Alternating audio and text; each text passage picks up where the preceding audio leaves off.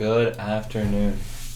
If you're watching this, you're either a poor student studying for exams, or genuinely trying to figure out this question, which sucks. Just for reference, it is 3:11.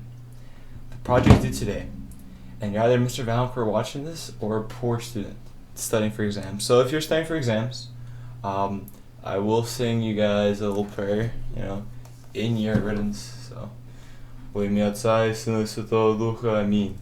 Отче наш, сижи на небесех, да сеть имя Твое, да придет царствие Твое, да будет воля Твоя, яко на земле на небе. Хлеб наш насущный дашь нам несть, и остави нам полуглаву, яко же мы оставляем нас. Дальше чего? Как я на небе, хлеб наш насущный дашь нам несть, и прости нам долги наши, яко же мы прощаем должникам нашим. И не веди нас в свои искушения, но избави нас от лукавого. Во имя Отца и Сына и Духа Царствия, слава во веки веков. Amen. Okay, hopefully these prayers will shield you from whatever they throw at you. So, without further ado, my group was tasked with the second question. I can barely see it because you're sitting on my box of Red Bull. That is what's keeping me alive right now. So, a trough is to be made by bending a long rectangular piece of tin 3 feet wide. The cross section of the trough is an isosceles trapezoid with sides making angles 120 degrees with the base.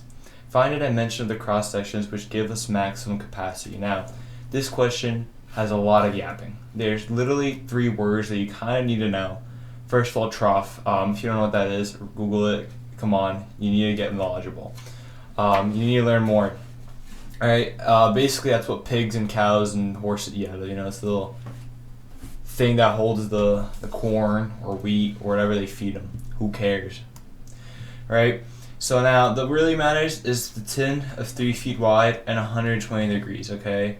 The rest is just filler. It's just absolute useless. Cross-section, I guess, to know that's a trapezoid. Yeah, that's important. So 3 things. 3 feet, isosceles trapezoid, and 120 degrees, right? So what that's going to look like, me rewriting the question twice because I'm a dumbass, is like this, right? So this is our trapezoid. We know that. So let me explain the 3 feet tin. The tin, say, is 3 feet long, and they bend it 120 to make that trapezoid. The top doesn't have metal. The metal is just the bottom and the sides, and then the top will create your trapezoid. So here's a quick little diagram sketch of our trapezoid. Here, so this length, these 3 lengths would add up to 3 feet, right? And we're trying to, if you couldn't pick up on the multiple questions we've done or the whole class and lesson, we're trying to find the maximum area. We're trying to optimize this question. What is the best way? Because this farmer, for some reason, ain't going to willy-nilly it. He wants exact measurements. This is some weird-ass farmer. I don't know anyone like this. So, to start with that, we need to find the equation we're optimizing for, which would be the area question, which luckily I have written right here for my own sanity. Now, the base equation is just base 1 right here, or this, whatever you really want it to be, plus base 2, which would be the opposite base, times the height, which is not this length, but the height of the actual from bases to bases, not the length of this of the side, divided by 2. Probably because there's some triangles. I don't know. I didn't make this equation, and I quite frankly don't care enough to find this equation. Now, I do understand the retention of the average viewer is quite bad. So luckily for you, I shall be playing Subway Surfers just to make sure you have your retention span. Because I care for you guys, You guys deserve to pass. You've thugged out this far, you know what I mean? Here's some Subway Surfers, we'll get the dopamine up high, and then oh, you can't see anything, sorry. Here you go. Oh, that's even worse. Oh god. Good riddance. Here you go, right? Nice Subway Surfers content with the horizontal. So If you guys could just keep your attention here. So what we're going to do now is we're going to rewrite all of these equations in the form of having one variable, because base 1 is base 1, base 2 is base 2, and height, we don't even know where that is. It would be right here, actually. So now we're going to rewrite this into one equation, with the knowledge that these three lengths all have to equal to, although these three sides have to equal 3, because we know it's 3 feet is our diameter, we could do 3 plus 2x. Okay, I have gotten it. After a few quick miscalculations and calculations, we're trying to find base 1. And we know base 1 would be 3 minus these two sides, right? So it's base 1 equals 3 minus 2x. There we go. That is what base 1 equals to. So now we're going to find what base 2 equals, right? Base 2 would equal base 1, because this is just a square if you really think about it, plus these two sides right here, the extensions here. But the question is, how do we get these extensions? Well, we're going to go back to trigonometry. Quick little thing, SOHCAHTOA. Trust me, it ain't that bad. I know you guys hear trig fractures, you start absolutely, shaking and quivering. But it's okay. I'm here to walk you through it. So what we're going to do is we're going to find this one section of the triangle. This is the triangle we're going to be using, because this has the length that we're missing. We already have our theta, which is 30 degrees. And the way we found our theta is because we know he bends it at 120 degrees right here. And this is a 90-degree angle. So 90 minus 120 equals 30. Congratulations, you found theta. We already have the hypotenuse, which is x, because that was our side. So now we just have to find our opposite. Now we look at SOHCAHTOA. Sine equals opposite times hypotenuse. So sine 30 times hypotenuse would just be x, times x, equals that length. We'll call it z for now, z. Right? So our base 2 is base 1 plus 2 z's, but I'm not going to write z because there's no point of rewriting it again. So, let me just fix my camera. There we go. So instead of writing z's, I'll just write straight off the bat sine 30 times x. Base 1 plus bracket 2 sine 30x. Oh, that's a little rough.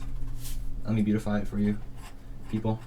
There we go. So we have now 3 of the variables we need to solve to optimize for area. All right, and now the remaining thing is height. But thankfully, the height is also in the triangle. This time we just have to use cos adjacent, because the heights are adjacent, and cosine 30 equals adjacent over hypotenuse. So our height is adjacent. We isolate for adjacent, giving us height equaling cos 30 degrees times x, because x is our hypotenuse, as we've already mentioned. So now we have all 3 equations. We're going to input them into the original area equation. Right off the bat, I'm just going to rewrite base 1 here, and it's going to look somewhat like this. So we're going to have 3 minus 2x. That's our base 1 rewritten. Plus base 2, we go back to base 2. Base 2 says base 1, so I'll rewrite base 1. 3 minus 2x. And plus 2 bracket sine 30 times x. And height, what do we have height? Our height is cos 30. I'm running out of space. Times x. And it's all divided by 2. Just like that. So we're going to simplify the values we know right off the bat. Just keep it nice, simple, and clean. So that gives 6 minus 4x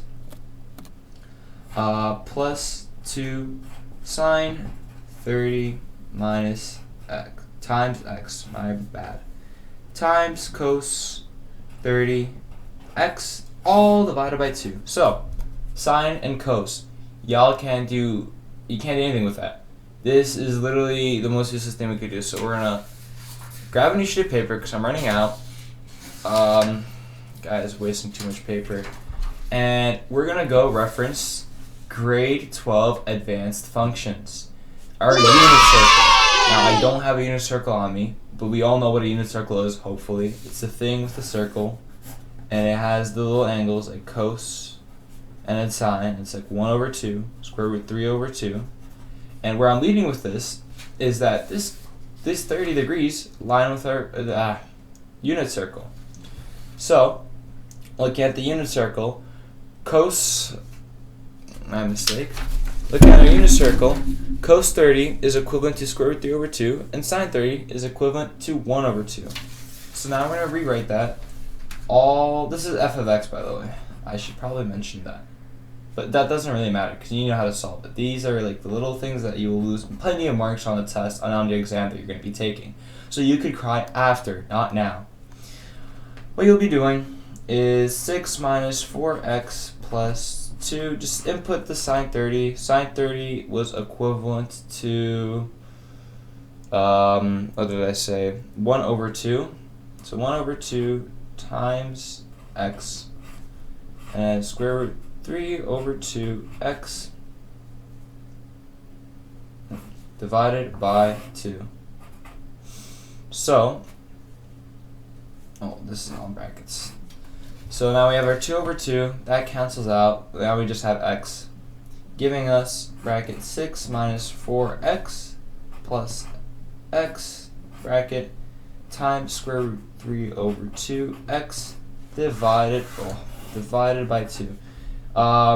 Since this is divided by 2, we could just drop it down under right here, giving us 4. This is 4 now, because we dropped the divided and we combined the 2 over. So now our equation is 6 minus 3x square root 3x divided by 4. Well, this is really annoying to find a derivative. This is our f of x. This would be a pain in the ass to find a derivative. So what I'm going to do is I'm going to expand it into each of these terms, giving us 6 square root 3 over x minus 3 square root 3x squared divided by 4. And this would also be divided by 4, but it is reducible. So what this becomes is a 2, and this becomes a 3. So then I have 3 square root 3 over x minus 3 square root 3 over x squared divided by 2 divided by 4. That is our f of x. And now what we do is now that it's simplified, we have to find the critical points, because the critical points are what allow us to find the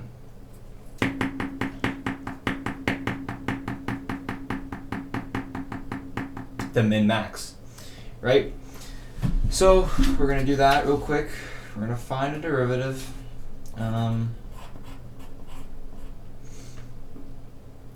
we're going to find a derivative by using the power rule. So this x just vanishes. We have 3 over 2 square root 3 no x, minus the 2 drops here, but it just cancels out the 4, giving us 3 square root 3 over 2x. Because this 2 drops here, it gets 3 times 2, so it's square root 3 over x. The 2 divides the 4, and giving us 2 under. Now, this is our f of prime. Yay, we're almost there. All you have to do is set it to 0.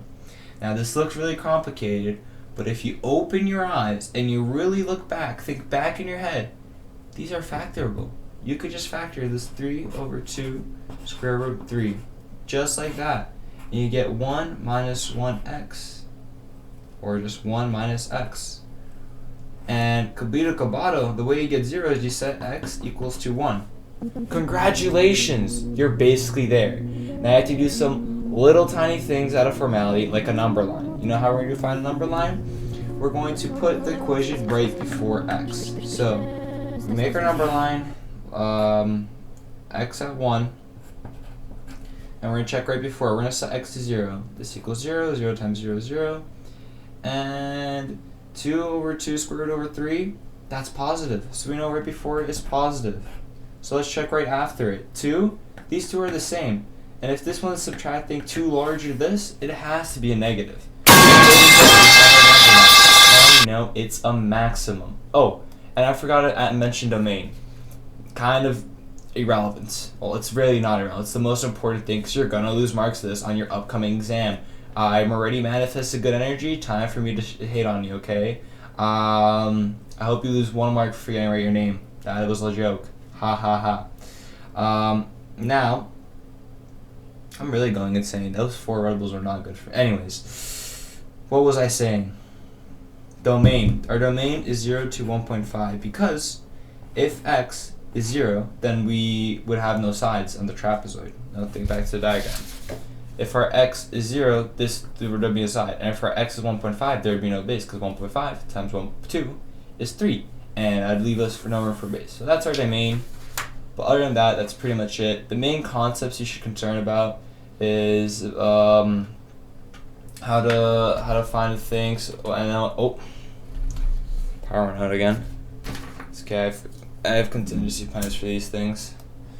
So what you want to be doing is you want to make sure that you know how to use like trigonometry. You want to be passing down the information from the unit circle, and that's just the main concept. Hope this helped. I might jump out of this window after my marks plummet like an exponential function as x approaches negative infinity. Hope it helps, and if you want to take a look at my notes, here they are.